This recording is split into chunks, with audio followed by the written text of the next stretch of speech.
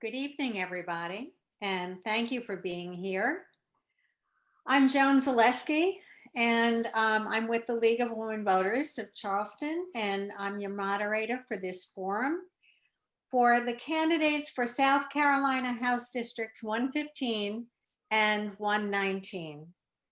The forum is sponsored by the League of Women Voters of the Charleston area. The League is a nonpartisan organization and does not support or oppose political candidates or parties. We ask our audience to turn off their audio and their video during the forum.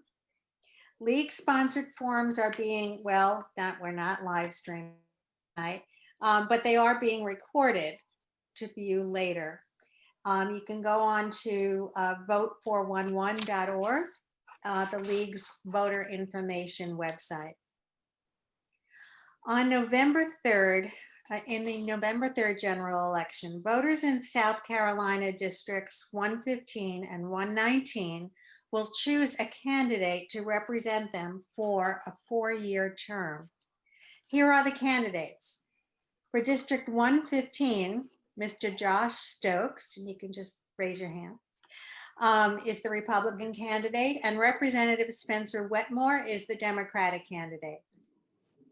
For District 119, Representative Leon Stavrinakis, sorry, I've been practicing. Pretty good, actually, pretty good. I've been practicing, is the Democratic candidate, and Ms. Alex Thornton is the Libertarian candidate. So here's the format. Candidates in alphabetical order by district will have 60 seconds for introductory statements. I will ask questions from the League and the public that are submitted in advance. During the forum, chat and Q&A will be turned off. No questions will be asked that are directed to only one candidate or are of a personal nature. Candidates will be called on by district to respond to questions, and they have 90 seconds to respond. Candidates may make additional 60-second comments after the other candidate for that district has responded. Just signal me by raising your hand. Each candidate will have 60 seconds for a closing statement in reverse order of introductory statements. And we ask that candidates use closing statements to summarize the issues they already discussed and their vision for the position they seek. Our timer, Sarah Zachman, will signal candidates when they have 30 seconds remaining and when time is up. So we will begin our forum tonight with 60-second introductory remarks, and we'll begin with District 115 with Mr. Stokes. Thank you, Joan, and thank you to the League of Women Voters for hosting this forum tonight, to Spencer Wetmore for joining us, and also the candidates for 119 as well. My name is Josh Stokes. I was born and raised in South Carolina. I've lived on James Island for the past 16 years. I'm raising 3 children here, all of whom attend local schools, public schools here on James Island. I have served 5 years on town council for the town of James Island. And during my time on town council, I served as chair of the Children's Commission for James Island, as well as the Drainage Committee for James Island. What I believe were the focuses of my time on town council were fiscal responsibility overall for the town as a whole, providing as much tax relief and the best use of taxpayer funds as possible for the residents of the town, environmental protection and preservation, and limiting growth on James Island. I am seeking this position because while I thoroughly enjoyed my time on town council for James Island, it is my desire to serve a larger population of James Island and Folly Beach, Kiowa, and Seabrook, as well as the Lowcountry as a whole. Thank you, Mr. Stokes. And now, Thank you. Ms. Wetmore, District 115. Well, thank you so much, and thank y'all as Mr. Stokes said, thank you so much for having us. It is an honor to participate tonight and to have the opportunity to connect with our voters. So thank you.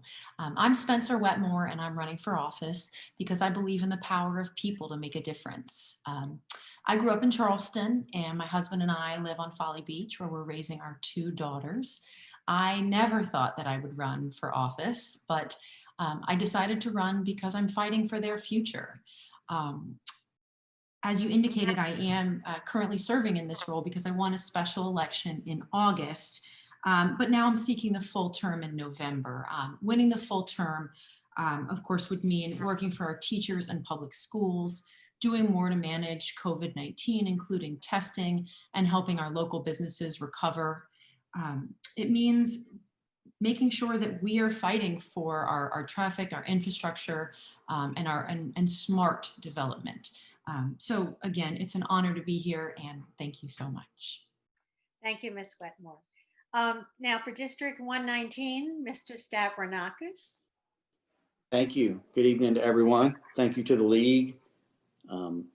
We appreciate you always putting on these forums to allow voters to learn more about us, and it's always a pleasure to reconnect with the community. I'm Leon Stavrinakis. I was born and raised here in Charleston. I grew up in West Ashley, and I live in West Ashley still. I have 3 children. My wife and I have 3 children. They're all in public schools here in Charleston. And this is probably the most, important election of my life. And regardless of what I've been able to contribute in the past, the work that lays ahead of us as a community and as a nation has never been more important. I've never talked to so many people who are so afraid and uncertain of the future. And so we need strong leaders. We need leaders who aren't afraid. We need leaders who are open-minded and who will work with anyone in any party to get this country and this state back on track and to keep us all safe and move our community forward. And that's why I'm running for another term. Thank you very much. And finally, District 19, Ms. Thornton. Hi, everybody. Thank you so much, League of Women Voters, for putting this on. You guys are amazing. And like everyone said, I just want to resound that as well. Thank you, guys. My name is Alex Thornton. I am running for House 119. I am a wife, a mother to a 1-year-old little cute, crazy man, and a small business owner. And yes, I am a libertarian. And the reason for that is that I believe in personal freedom. I believe in financial freedom, and you can't have one without the other. And we need a very, very large influx of that here in the state of South Carolina, whether we're asking for more accountability budget-wise or asking to be able to live our lives the way we see fit. And that's why I'm running, and I am proud to be here. Thank you. Thank you, Ms. Thornton. And we're going to begin now with our questions from the League. And the first question actually goes to Ms. Thornton. So there you go. Leave your mic off. Okay, this is for all the candidates, but Ms. Thornton will answer first. Why do you believe you're better qualified than your opponent to represent the citizens of your House district? Well, that has to go back to the libertarian philosophy and the libertarian platform. The government, whether we're talking federal, state, or local, it has become a monster of overreach. It is dictating how we live our lives. It's dictating how our money is spent. And at some point, we have to say, enough is enough. I get to live my life. You're not my parent. To us talking to the government, of course. You're not my parent, and you can't tell me what's right or wrong. I get to live my life the way I see fit. And I want to see the money that I work for being spent on things that I want it to be spent on, and to be spent with transparency and with accountability. And that's why I'm running. Thank you. And Mr. Stavrinakis, the same question. Well, I believe strongly that we're at a critical time in our country's history, our state's history, our community's history. And, sad to say that kind of ideology you just heard about is causing more problems, certainly, than it's solving in our community right now. I certainly believe in individual freedom, and I fight to defend it for clients every day. But we need a government that meets the needs of its people, that's responsive and responsible, that believes in science, and that moves forward to keep us safe and prosperous and provides equal and just opportunity. Many of those things are not happening in our community right now. And the last thing we need to do is run away from those principles. They are very important, and the work that lies ahead is very important.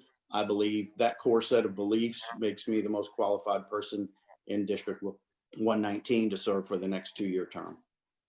Thank you very much, Mr. Stavrinakis. Now we go to District 115, and Ms. Wetmore, you're the first person to respond to the same question. Thank you.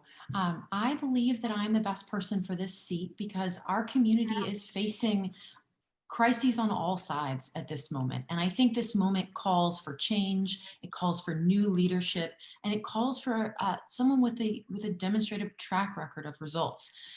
So I think what's so important here is that we can't give into this idea of false choices, right? So it's not a choice between the economy and recovery from COVID. Protecting our health is protecting our long-term economy. There's the idea that we it's either our schools or our or our tax dollars. No, we have to make sure that we're spending our dollars wisely and make sure that we're protecting our public schools and public school teachers.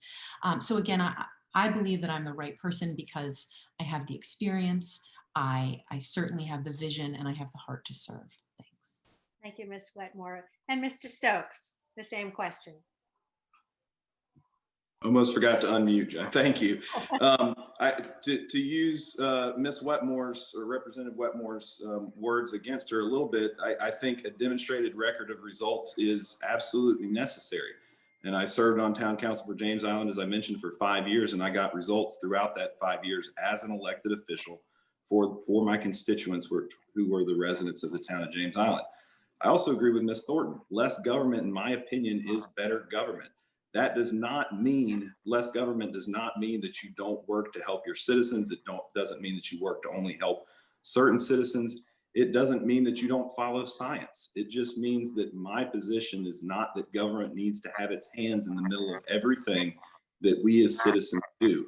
We need to be there to help our citizens. We need to be able to help put forward legislation that puts our citizens in a better position to help themselves as well. And we need to be able to move the government forward, but not expand government and keep making it larger and larger, which becomes less and less effective and at the same time more and more costly. We need to avoid that as much as we possibly can. I want to do that. That's why I believe I'm the better candidate. Thank you, Mr. Stokes. And we're going on to the next question. And Mr. Stokes, you'll be the first responder.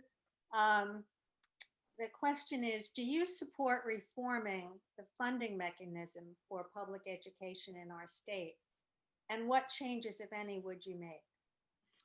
I absolutely do support changing the funding mechanism for local schools in our state. The funding mechanism we're using right now is decades old. Education as a whole and even small pieces of it have changed tremendously over the last 30 years and are not currently being funded correctly based on that outdated method. I think to make that happen, all options need to be on the table. There are different representatives and senators from different areas of this state that feel differently about how schools should be funded and what different things should be done. If we're going to make a systemic change overall, which needs to happen so that the dollars can get to the classrooms and to our teachers, we have to be willing to have all options on the table and have a legitimate, thorough debate about those things and how we're going to fund public schools, not only to make sure that money gets to our teachers and to our students in classrooms, but also that we don't have areas of our state that are disadvantaged based on population and a funding scheme that doesn't address how those schools can get additional funds, and certain areas that are that receive less money in tax revenue to go towards school funding, so that they don't have the same opportunities in those areas that other districts and other counties do. Thank you, Mr. Stokes. Before I go on to Ms. Wetmore, there seems to be some background conversation from one of, I don't know where it's coming from, but just a reminder to turn your microphones off if you're not speaking. Ms. Wetmore, the same question goes to you. Do you support reforming funding mechanism for public education? Absolutely. So I am a proud graduate of Charleston County Schools. Both of my daughters are Charleston County School District students. And so when I say that I'm running for office to fight for their future, this is exactly the kind of reform and change I'm talking about. Not only is our funding formula decades old, but the state also hasn't met its minimum funding requirements in quite some time. That takes away not only from Charleston County schools, but from our rural schools. And so, yes, I support not only updating our funding formula, but then following that formula and making sure that we're funding and living up to the commitments that we make. Thank you, Ms. Wetmore. And the same question to Mr. Stavrinakis. So thank you for the question. Like the other candidates, yes, we definitely need change in our state education funding formula. It's been eye-opening to watch how difficult, particularly in the Senate, it has been to see comprehensive education reform move forward. The House passed a bill that certainly wasn't a cure-all, but represented some steps forward a couple of years ago. And over the course of really 2 years, maybe, yeah, I guess it was 2 years, the Senate was simply really unable to act.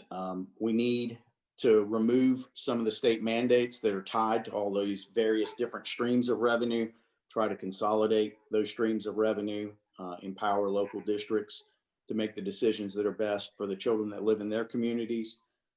We're certainly underfunded as a state on the whole, and that is a problem that through either full funding of the base student cost and some other reforms needs to be addressed. We need to go ahead and commit to the full funding for statewide 4-year-old kindergarten program across South Carolina. And, you know, as we change these funding formulas, we need weights for poverty and other known data points that create inequities in the system and that create extra challenges for kids in order to get to maintain grade level and exceed beyond that. And so there are a number of these changes that I would like to see happen. Very good. And Ms. Thornton, the same question. Absolutely. So you'll find that I'm a bit of a broken record when it comes to things like this. Of course, there should be reform, and it needs to start with putting a microscope over every single dollar that's spent. When you look at the tax revenue that's taken in, why is so much of it going to the administrators and not landing in classrooms and with the teachers like it should be? What is happening to those tax dollars? I want to know where they're going, where they're being diverted, and I want to stop the wasteful, incorrect spending that's not, of course, happening by the teachers. And mostly it's not even happening with the schools itself. It's happening with our legislature. Where is that money going? Why isn't it being used where it needs to be used? And that would be my first and foremost reform. Thank you, Ms. Thornton. The next question deals with the Constitutional Convention in South Carolina. And this question is going to Mr. Stavrinakis first. Do you support or oppose resolutions that would require calling a constitutional convention to amend the U.S. Constitution? What benefits would you expect and what concerns do you have? I do not support. I think you're talking about the bill that would convene a convention of states that's been floating around the State House. I've studied it carefully. Do not support it. It's a very dangerous undertaking that would be very difficult, if not impossible, to control once it was convened. You know, like a lot of people in America, I share a lot of concerns about the direction of the United States Congress. In many ways, it's a disaster that doesn't at all meet the needs of the American people. But the last thing we need to do is turn our Constitution over to, a group of political activists, ideologues that are pushing this, to be honest. I mean, it's a one-sided undertaking the way it sits right now. I've looked for ways that would limit it, make it fair. I don't see them anywhere simply because it's never been done. And there's really nothing written into the Constitution that gives you any assurance that these things could be limited.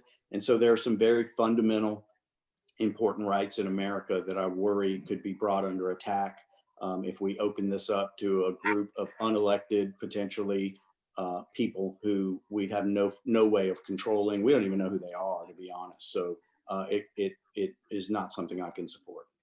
Okay, thank you very much. And Ms. Thornton, the same question.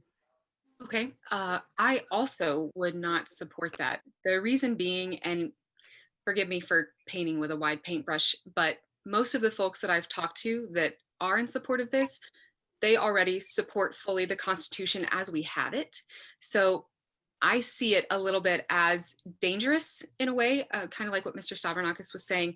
We're not sure what could happen there. We're not sure what sort of things could be adopted. In many ways, the Constitution that we have, we're having a hard time keeping up with that, right? So coming up with a new one and doing all of these new things and potentially creating more problems than we already have, it just isn't something that I can support. Okay, thank you. And Ms. Wetmore, the same question. Constitutional Convention? Thank you. I think we all can probably point to some aspects of the federal government that have either gotten too large or aren't working, but I don't think the Constitutional Convention is the answer. As others have said, it puts too much on the table, and I think it's too great a risk for our country. Okay, thank you. Mr. Stokes. Thank you, Joan. I guess I'll be the one that deviates slightly from this answer a little bit. I do think that a constitutional convention or convention of states is a possibility and potentially one that can be beneficial in the long run. As Representative Stavrinakis mentioned, there are a lot of problems right now with our federal government, federal overreach from the government, a number of other issues, failure to pass a balanced budget, addressing potentially term limits. There are concerns, and I think that any support would be based on the specific language for the legislation that's introduced to potentially call a convention of states from South Carolina and have my support, because that language is what potentially limits the issues that are addressed. Is it a resolution that's passed and a bill that's passed to call a convention of states specifically for the purpose of addressing a balanced budget amendment to the Constitution? That's something that everyone can easily understand. I have a home budget. You have a home budget. Almost everybody probably has a budget for their home. And you have to have fewer expenses than you have revenue coming in, or at least balance those two. And the federal government has not done that. And the problem for me is, why should we ask everyone else to be in that same boat? But the federal government essentially can continue to write checks, pass continuing resolutions to fund things that we cannot afford to fund, and continue to increase $1 trillion federal deficit. Very good. Thank you, Mr. Stokes. We'll go on to the next question, and Ms. Wetmore, you will be the first person to respond to that. And this is a question for all of you. Do you support or oppose Medicaid expansion in South Carolina, and explain? Sure thing. So I do support the expansion of Medicaid. We're one of 12 states that didn't accept the federal money to insure South Carolinians. It's hard for me to understand cutting off your nose to spite your face in that way. I believe that we, in the middle of a pandemic, this is the time to be serious about covering people with health insurance. Not only do we need people, as they lose their jobs, maybe struggling to get health insurance for their families, but as we begin to recover our way out of this pandemic and into economic recovery, is through healthcare, is ensuring that people have access to vaccines, preventative care. And so, yes, I certainly support expanding health coverage for working families here in South Carolina. I would like to add that many states that have actually expanded Medicaid have seen a savings in their state budget. And that's because we have so many people that are actually using state programs, drug and alcohol treatment, mental health services, that would be covered by a Medicaid expansion. Several states have actually seen net decreases to their state budget. So not only is it an investment in our future, but it's also an economic investment for our state. Thank you, Ms. Wetmore. And Mr. Stokes. Thank you, Joan. I do not support Medicaid expansion, and I want to be very clear that that does not mean that I do not support healthcare. I do support healthcare. That's not a position on whether pre-existing conditions should be covered. I absolutely think pre-existing conditions should be covered. I absolutely think everyone should have access to healthcare, and that healthcare that they have access to should be affordable. There is no question about that. I've dealt with private healthcare and healthcare policies and coverage for most of my adult life, and I understand that it can be very expensive, that the benefits cannot be fantastic, but I think that's where the government needs to have its level of intervention, is to specify that pre-existing conditions should be covered, that benefits should be what is necessary to make sure that a person is covered and their expenses are not unnecessary from a monthly premium standpoint and from an uncovered medical standpoint. But I do not believe that government needs to have its hands fully in the middle of our healthcare system. And I think that the Medicaid system and Medicare have difficulties and problems with them now. I think that expanding that will just subject our residents to those difficulties and will cause problems down the road. I think it is better that the government set guidelines to address health insurance and then allow people to choose the health insurance they want at that point. Thank you, Mr. Stokes. Ms. Thornton, Medicaid expansion. Oh, almost messed it up. So I also would not support a Medicaid expansion. Again, it's not because I don't support healthcare. I'm going to pivot a little bit and talk about what I do support, and that is repealing the Certificate of Need law that we have here in South Carolina. That's an incredibly outdated law that mandates that the state legislature can say who opens a medical practice or a doctor's practice and who doesn't. And right now, the hospitals that we have in South Carolina essentially have a monopoly on healthcare, the healthcare in our state. And anytime you have a monopoly, you have high cost and lower quality of service. Repealing the Certificate of Need law would almost immediately lower costs across the board, and it would increase the quality of service. Many, many states that have had the Certificate of Need law have been repealing them over the last few years, and they are having fantastic results with exactly what I'm saying. You end a monopoly, you get lower costs, better quality of healthcare, and that is what I do support, is repealing the Certificate of Need law. Okay, thank you, Ms. Thornton. Mr. Stavrinakis, Medicaid expansion. Yes, I do support Medicaid expansion. I've voted in favor of expanding Medicaid. I'm really sick and tired of watching the tax dollars that me and my neighbors pay to the federal government get distributed to other states around the country because South Carolina leaders don't have the guts and the courage to expand Medicaid. And the truth is that this expansion mainly is for working people who right now cannot afford the private insurance policies that are available on the market.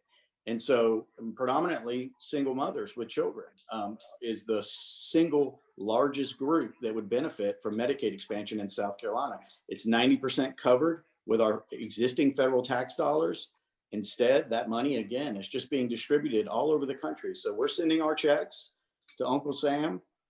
We're not getting the insurance coverage, and our money is then being distributed all over the United States instead of being brought back home here to South Carolina to pay for reasonable insurance access for working families in South Carolina. That's outrageous. And we need to expand it, accept it, and expand it yesterday, much less in the future. Thank you very much. And we'll move on to the next question. And it has to do with our criminal justice system. What policies do you support to affect change in the criminal justice system? And Ms. Thornton, you get to go first. Well, the number one policy in my heart and mind for criminal justice reform is decriminalizing marijuana. I know that's such a radical thing for a libertarian to say, just kidding. But marijuana decriminalization would go so far in our state. Across the board, drug use is the same among every race, and yet people of color are criminalized for it much, much more. It is a law that is used in very, very racist ways here in our state. That's where the war on drugs started. And if we could legalize and decriminalize marijuana, we would see a decrease in our tax dollars being spent almost immediately. And the people who are in prison for living their life the way they see fit would get to come out. They would get to live their lives with you and me. We're talking about mothers, fathers, brothers, uncles, dads, all of this. They need to be out with us. This needs to be something, to use Representative Stavrinakis' words, that happened yesterday. This is time. It's time for this to happen in South Carolina. And that would be my first and foremost priority with criminal justice reform. Thank you, Ms. Thornton. Mr. Stavrinakis, what policies would you support to affect change in the criminal justice system? So, there's so many. We could do a whole segment on this, a whole debate, honestly, for all the candidates and, on this. The single biggest problem is touching on what Ms. Thornton was just talking about, is that our system for decades now has treated nonviolent drug offenders as though they are violent criminals. Of course, some drug traffickers are violent criminals, and that needs to be handled differently than nonviolent drug offenders. In South Carolina, our laws are some of the worst and most oppressive in the country. And a number of us have been trying for a number of years to eliminate the mandatory minimums associated with a lot of these lower level weight drug possession offenses. But currently, South Carolina law, we get met head on by solicitors and sheriff's offices and others when we try to make these changes. But what's happening is an injustice. There are a number of things we need to do, though. And I applaud Chief Justice Beatty, who's taken a number of steps administratively to bring South Carolina's court system into the modern era. We had a very, very oppressive court system, one of the worst in the country. It's starting to change a little bit, but there's a lot of work that the legislature needs to do in criminal justice reform to make things more fair and equitable for all of our citizens. Thank you, Mr. Stavrinakis. And Mr. Stokes, same question. Thank you. I do support sentencing reform. I think that's one of the major issues, and Representative Stavrinakis hit the nail on the head with that one. Having lower level drug offenses that have mandatory minimum sentences do not necessarily, there may be situations where that makes sense, but to borrow an adage that all of us have heard from on a number of different occasions, one size does not fit all. And we have judges that are bound by certain terms and statutes right now that say in a situation where everything else points to a particular result, the judge has to go this direction and sentence within a particular range. And I don't personally believe that makes sense. That was the status with the federal sentencing guidelines for a while. That has since been changed for those federal sentencing guidelines. They function differently, but they are also now no longer mandatory. So that's potentially something to look at as well. And it classifies charges and sentences in a different way, which could be something to look at. That is a significant systemic change overall in how sentencing is handled in South Carolina. And so that will be a major issue. I also believe that there are certain offenses which need to be looked at as far as potentially decriminalizing. I am not in favor at this point in time of decriminalizing marijuana overall. But from a medical standpoint, I certainly think medical marijuana needs to be allowed. This may be another question that we get later, but it gives me the opportunity to say that I am not a doctor. I do not know how to treat a patient. And if a patient or a doctor believes that a particular patient would benefit from some particular treatment, and it is accepted as a particular treatment for that case, I think they should be allowed to do that. Thank you, Mr. Stokes. Ms. Wetmore. Thank you. This is really an issue that's near and dear to me. I spent my career first at the solicitor's office as a prosecutor, and then at the city of Folly Beach, working very closely with our public safety department. And so failure to make these reforms not only harms our community, but our law enforcement officers as well. And there are, as Mr. Stavrinakis said, numerous changes. And I think it starts at the front end, looking at our cash bail system, looking at our training and policies when it comes to law enforcement, particularly on issues like de-escalation, ensuring that we have mental health resources available to our officers and to those who are either being accused of a crime or those who are simply at the scene at the time of response. Sentencing reform, which it sounds like we have not just but tripartisan agreement on here. And of course, making sure that when someone does go to jail or prison, that we make sure that we are making use of that time for rehabilitation. And then of course, it goes all the way post-release, supporting programs like the Turning Leaf Project that ensure that we are lowering our recidivism rate. So it spans the gamut. This is something I'm passionate about, and I look forward to working on these issues. Thank you, Ms. Wetmore. And the next question will go to you first. And the question has to do with the pandemic. What suggestions do you have for managing the pandemic in our state, as well as preparing for pandemics in the future, God forbid? Sure. I think this is one of those things I talked about earlier. It's not a false choice. We can certainly do more to protect the health and safety of our community while also protecting our economy. And so I think that there are a lot of things we can be doing. It starts, I think, with mask wearing. Where we have seen mask mandates, we have seen increased compliance. I used to talk about this a lot, but in a lot of ways, the mask is the magical third option, right? We're able to stay safe and keep our local businesses open. And so to me, that seems like a no-brainer. So again, you've got the prevention, and then you move into how we are testing and contact tracing. This is an area where we can dramatically improve. I recently took part in an event, and one of the I wanted to make sure that I was tested prior, and I literally had to go and pay like $100 for a test. This is not how we make sure that our citizens have tests available. And this isn't how, had I tested positive, what was the contact tracing? I think this is a way that we have to make sure we do better. I know that DHEC the state legislature recently approved additional funding for both DHEC and MUSC. And I look forward to seeing the expanded testing and contact tracing that comes out of this. And of course, we have to work with our local businesses to make sure that they have the resources they need to not only stay open, but to recover in the long run. Thank you very much, Ms. Wetmore. And Mr. Stokes, same question. Thank you.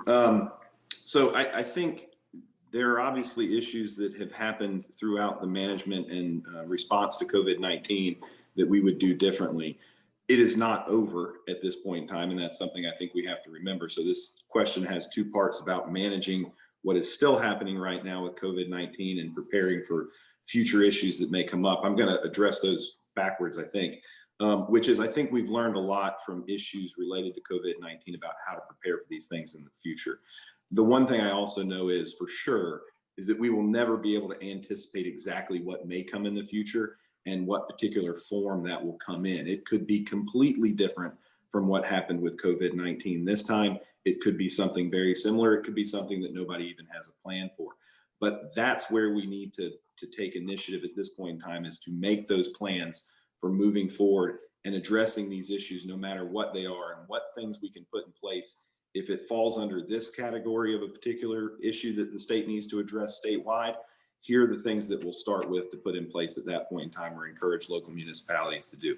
If it's this issue, then we start with these things. And we can do that planning now. As far as continuing to manage COVID-19, at this stage, I think the Low Country has done a fairly good job of doing that. Local municipalities have taken initiative. I haven't agreed with everything that local municipalities have done related to that, but one of them that I do agree with, and I don't find it to be the most easy thing to do in the world, but I'm willing to do it, is to wear a mask. And at this point in time, the COVID numbers in Charleston County have dropped significantly. They're on a little bit of an uptick now, but we're still in the range of about 120 new cases over a 2-week period of time based on the DHEC numbers that we have right now.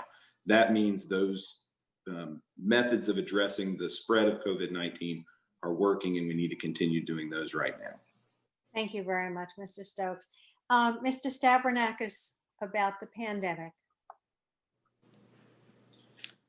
So a lot of what I would say has already been covered.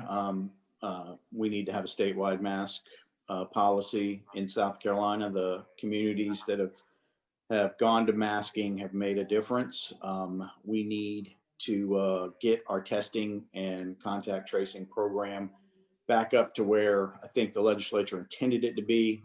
Things got sidetracked, and part of it has been that the failure on the national level has been so calamitous that it's made it difficult to come up with valid testing options, to have those distributed properly throughout the state so that they're available. Charging people for these things, the federal government should have covered that. It shouldn't be happening. We need to restock our PPE for our frontline workers. We need now in South Carolina to be doing the work that it will take to properly prepare for the distribution and implementation of a vaccine. And we need to be doing more to protect our teachers, emergency personnel, other essential workers, so many of whom are being subjected against their will, under threat of termination, to working in very difficult environments. Some of them have pre-existing conditions that put them at risk of serious illness or death. And that's just not acceptable. We should be treating them much better than that. Thank you very much. And Ms. Thornton, the same question. Well, I have to be a little bit like Mr. Stokes was earlier and be the outlier. But mask wearing, it's great. It's my choice, and I do so every time I enter a business. However, that should be left up. That should be the choice of the individual and the businesses that the individual is visiting. I could never support a mandate for something like that. It's personal liberty, and my body, my choice. If I want to wear a mask, then I'm going to. And if I'm not, then I might not be allowed into some businesses. And that's the real crux of it, where our freedom comes in to play there. I would say look to Sweden for what they did. They're reaching the end of it now. They have some great herd immunity going on. They didn't shut down their economy. And besides that, the lockdowns and things like that, the depression that they've caused, those numbers are going to be coming out in the coming months and years, and they're going to be staggering. And yeah, it's important that we're healthy and that we love and respect our neighbor and wear masks and do what we can. But do we cost people their livelihood and the businesses that they've built from the ground up to do so? I'm genuinely questioning it, and I would invite everyone to question it too. Okay, so we have two comments. Mr. Stokes, do you want to respond to Ms. Thornton? I was just a response overall based somewhat on what Representative Stavrinakis mentioned. I just wanted to address an issue that he brought up, which is a statewide mask mandate. I have significant concerns about that, and the concerns I have are related to the concerns I have at a local level with other issues that go along as well, which is enforcement. If there is a statewide mask mandate, my concern is that local governments will not have the buy-in for that because they have not been the ones to pass that. I think where you have mask mandates here in Charleston, for the city, for Folly Beach, for Town of James Island, for other municipalities, I think all of them had that buy-in to move towards a mask mandate and enforce that mask mandate. What I do not want to see is legislation just for the sheer fact of passing legislation that then will not have enforcement in particular areas and actually move us forward and down the road. Thank you. Mr. Stavrinakis, you want to respond? Well, yeah, the governor in issuing an order like that can easily address the enforcement part, and that is as part of the same order, he tells local governments to enforce the mask mandate. And so that covers the enforcement part. Certainly SLED and DNR are, highway patrol, the statewide law enforcement agencies don't have the manpower to go enforce these things on the ground. It would take local government enforcement to make them work. But I just want to go back, this I guess kind of ideological approach to this, let's just face it, has been a disaster everywhere that it's happened, where it's my choice. We live in a society and our decisions impact the person next to us. And we have to be responsible for that. Government has to be aware of that. And no one's taken anyone's rights away from them. There's no right involved here, permanent right that is going to be impaired. We're in a pandemic. We're in an emergency, a state of emergency. People are dying, hundreds of thousands of people. It's worth telling folks that if a mask can save lives and keep people off of ventilators, that we're going to tell each other to wear a mask until this is over. And I don't find that to be oppressive. And I find it to be shocking, to be honest, at the number of people who are completely oblivious to their societal obligation to their fellow man to put a mask on without even being told. But if they have to be told, then let's tell them to put the mask on. Thank you, Mr. Stavrinakis. Yes, Ms. Thornton? I just want to chime in on that a little bit. Yeah, it's the correct thing to do peer to peer to wear a mask. Obviously, that's the nice, awesome, wonderful thing to do. But what amount of government force is going to make someone do something that they don't want to do? That's my question. What kind of fine? What kind of gun pointed at them, sometimes legally? What's going to make a person do that? It's so much better for someone's heart to desire to care for their community. And we would be much more in tune with that as a nation if we didn't have the government being our parent and constantly telling us what we can and cannot do. I definitely agree with mask wearing. I disagree with the government mandates. Okay, thank you, Ms. Thornton. We're going to move on to another question. This question has to do with the legislature redistricting. What should be the role of South Carolina citizens in helping redraw congressional, Senate, House, and local district lines next year? And the first, this question goes to Mr. Stavrinakis first. Thank you for the question. So I think it's one of the really most important reforms that we need to see happen in government across all levels of government, from federal down to local, is to change redistricting. I have co-sponsored redistricting reform a number of times in my time in the legislature. So I would like to see that happen. I would like to see independent groups at least make recommendations, be a part of the process. But I've co-sponsored legislation that has gone beyond that. The public needs to be involved, but it's in the current system, we have hearings. We may have some hearings around the state, but they'll be limited. And that may not even happen. It may be that just the hearings are in Columbia. And then, of course, there's just a lot of backroom map drawing that happens. Not all of it is nefarious, but the system we have now has created an imbalanced set of districts, both at the state house and congressional levels, for sure, and some problems locally as well. And we have too many non-competitive races where one party primary is going to decide who represents that district, and it creates a system where extremes are more prominent.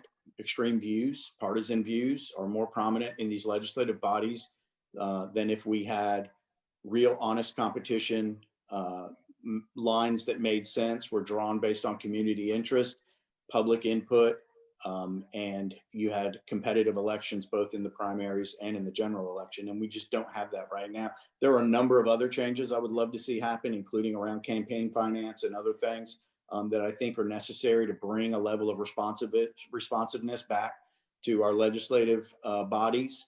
But certainly redistricting is what you asked about, and we need some fundamental reform. Thank you, Mr. Stavrinakis. Ms. Thornton, same question.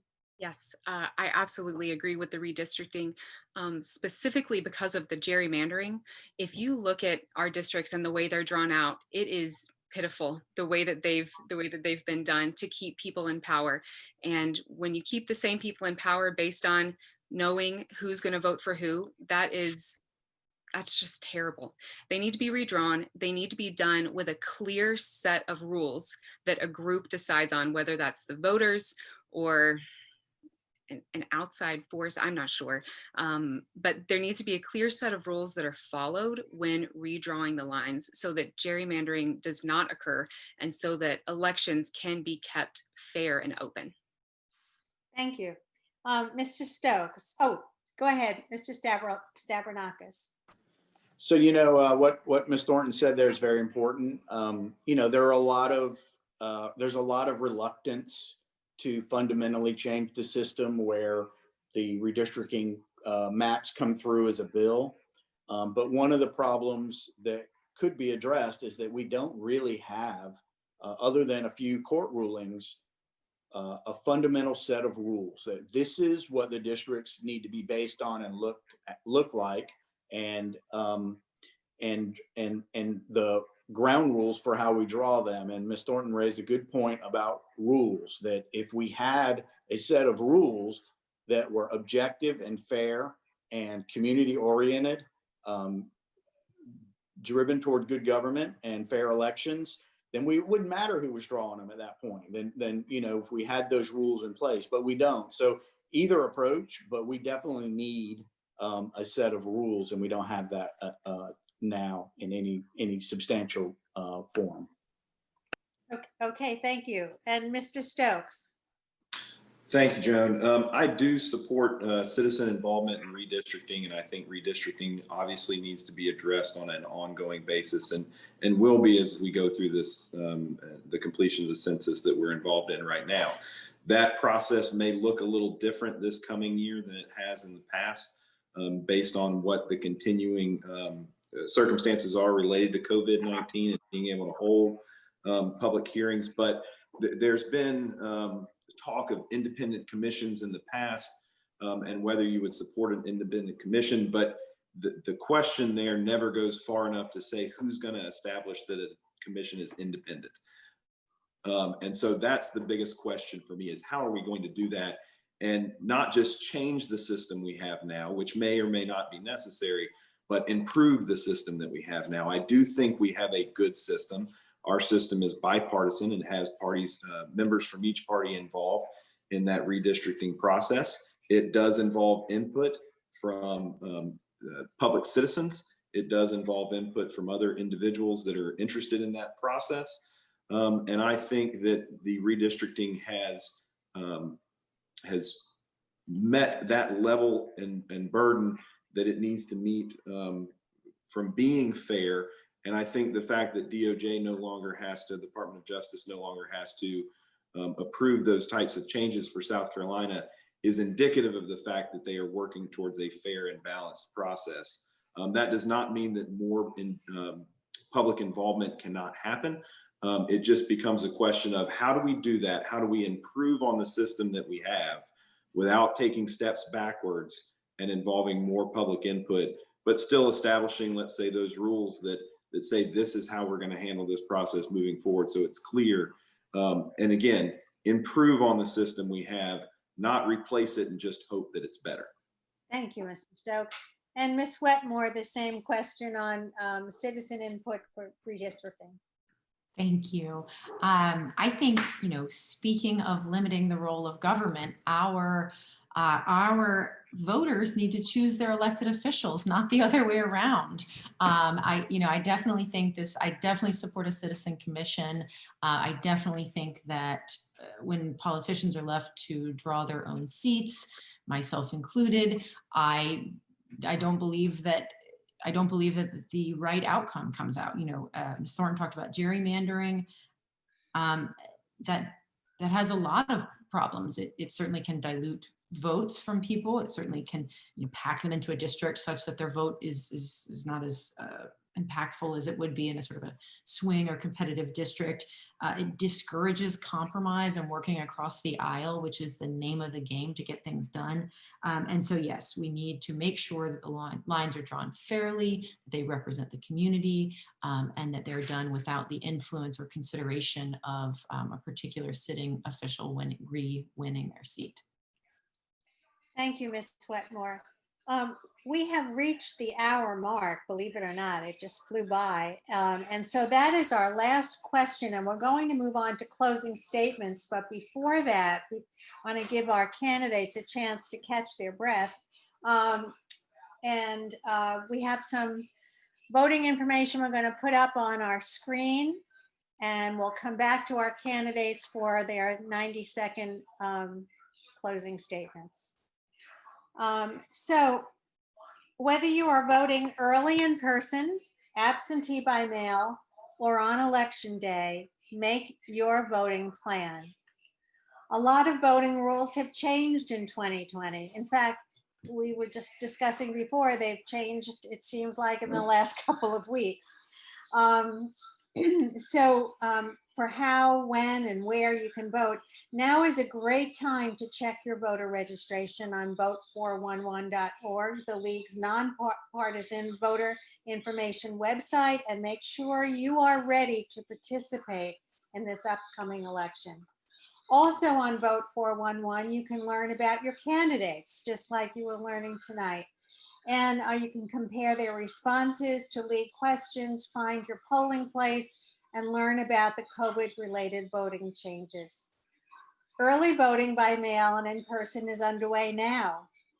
For early voting times and locations, visit your county election office website or the voting page on the League's website, lwvcharleston.org. To request an absentee ballot, you better do it really fast. Contact the Charleston County Election Office at 843-744-VOTE. So it is time for our closing. I believe I said 90 seconds. It is 60-second statements. But I do want to correct something I said earlier.